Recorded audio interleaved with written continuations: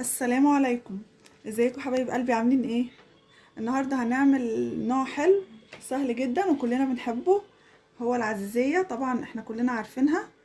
هي حلوى دمياطي مشهورة جدا واحنا كلنا بنحبها وسهلة وبسيطة.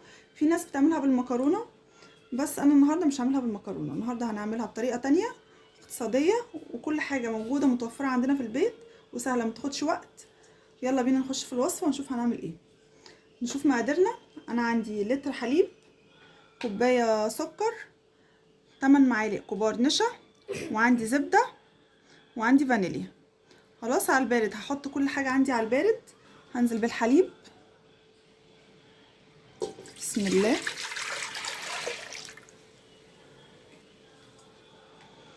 هنزل بالسكر، النشا، الفانيليا والزبده بقى مش هنزل بيهم دلوقتي، هنزل بيهم هما ايه والحاجه عندي على النار دلوقتي. هخلط دولت كده على البارد قبل ما ادخلهم على النار. ادوب بس النشا كويس في الحليب بتاعي، والفرن يكون والع عندي يا جماعه. اول ما ابتدي الوصفه اكون مشغله الفرن، عشان لما اكون جهزت العزيه تكون الفرن ساخن، فبدخلها على طول على فرن ساخن، ما ينفعش استنى بيه.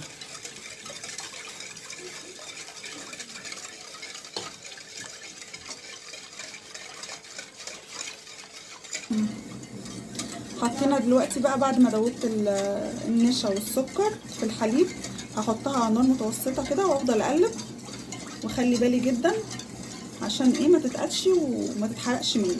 لازم افضل اقلب كده لحد القوام بتاعي ما يتقل. تمام.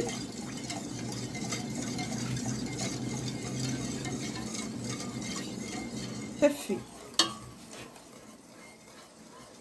دلوقتي. بصوا القوام بقى عامل معايا ازاي، شايفين؟ في الوقت ده بقى هنزل بالفانيليا وبالزبده.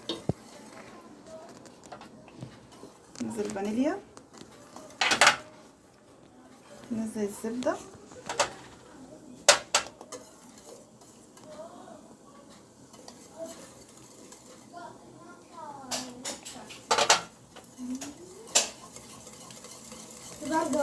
شايفين القوام بقى عامل ازاي؟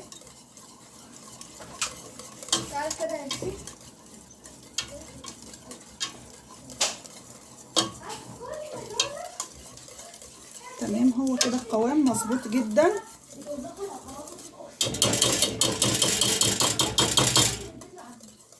هنشوف القوام دلوقتي معانا. هجيب معلقه عشان اوريكم القوام بقى عامل ازاي دلوقتي. بصوا شايفين، هو ده القوام المظبوط. تمام. هنجيب بقى صينيه وهندهنها زبده وهنزل فيها الخليط ده كده، وهنشوف هنعمل ايه. تمام كده، عندي صينيه دهنها زبده. هنزل بقى بالخليط بتاعي. بصوا الخليط نازل عامل ازاي، بجد جميل، بجد مفيش احسن من كده. شايفين القوام عامل ازاي، كريمي جدا. هنزل كل حاجه بالحله.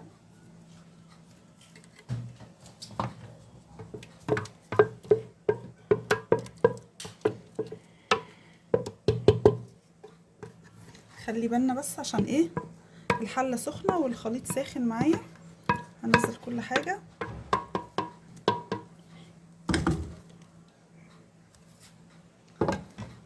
اسويها كده، هخبطها كده بالراحه بس عشان اسوي الوش بتاعها. تمام بالشكل ده. خلاص سيبها تبرد وبعدين هنشوف هندهن وشها قبل ما ندخلها الفرن. تمام، خليكم معايا.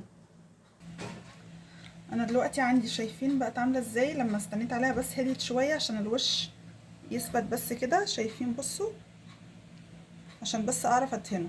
هدهنه عندي معلقه عسل، احط عليها معلقه سمنه بلدي او سمنه عاديه او زبده اللي موجوده عندي يا جماعه. يعني مش هعقد الدنيا عشان خاطر حاجه مش موجوده. عندي سمنه عاديه عادي، عندي مثلا زبده عادي، عندي سمنه بلدي عادي، اللي موجود عندي متوفر خلاص. تمام. هحط معلقه السمنه على العسل كده،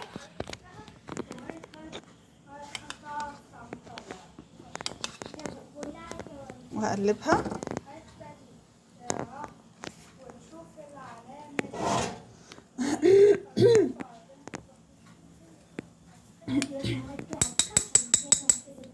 تمام كده قلبناهم كده العسل مع السمنه.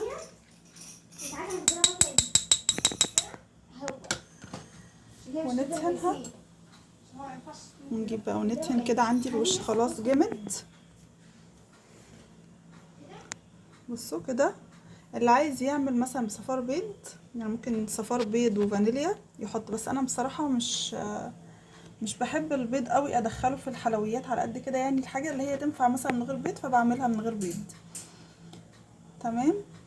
بس اللي حابب عادي يعني ممكن صفار بيض مع فانيليا واضربهم مع بعض وادهن بيهم ايه الوش كده زي ما احنا شايفين. شايفين الوش جمد ازاي كده؟ لازم يجمد كده عشان اعرف ادهنه، عشان ايه ما يبصش مني.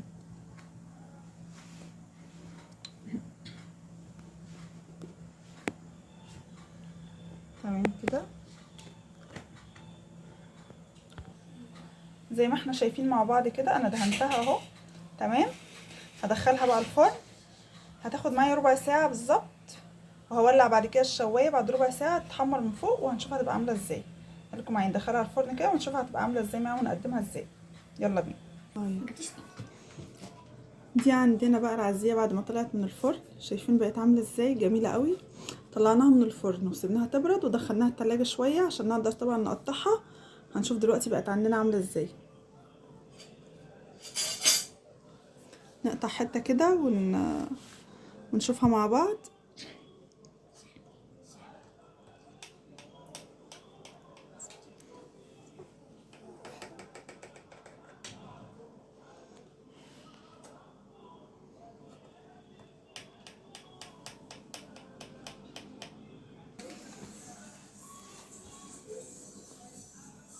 شوف كده بقى مع بعض.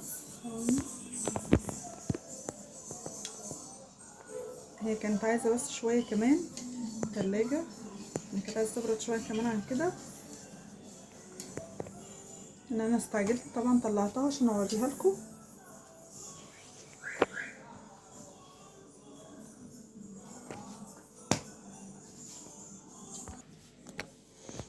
شايفين عامله ازاي معايا؟ طلعنا حته، هي كانت عايزه تبرد اكتر من كده بس انا ما صبرتش عليها بصراحه، بس بجد جميله برضو. شايفين؟ بصوا عاملين ازاي، عامله ازاي جميله بجد وخفيفه.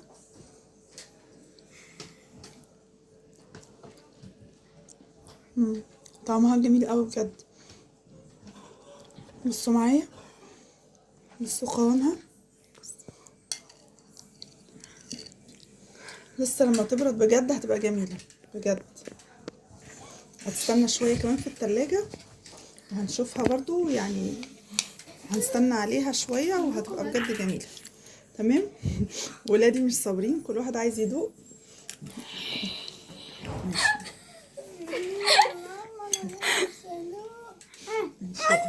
هو لو هتاكل دلوقتي هاكل بالمعلقة. معلش يا مريم. نفس المعلقة. يلا يا مريم. لا مش معنى. ايه رايكم؟ حلوه تسلم ايدك جميلة بجد يا جماعه، والله جميله بجد. تسلم ايدك يا ماما. جربوها وبس ما تستعجلوش عليها زي كده، سيبوها في التلاجة شويه. تمام. وان شاء الله تظبط معاكم، وجربوا الوصفه ويا رب تعجبكم. ولو عجبتكم ما تنسوش اللايك والشير، وتنزلوا تشتركوا في القناه عشان يوصل لكم كل جديد من اشعاراتي بوصفاتي الجديده. واشوفكم وصفه جديده ان شاء الله. والسلام عليكم ورحمه الله وبركاته. يا ماما خلي ماما عمل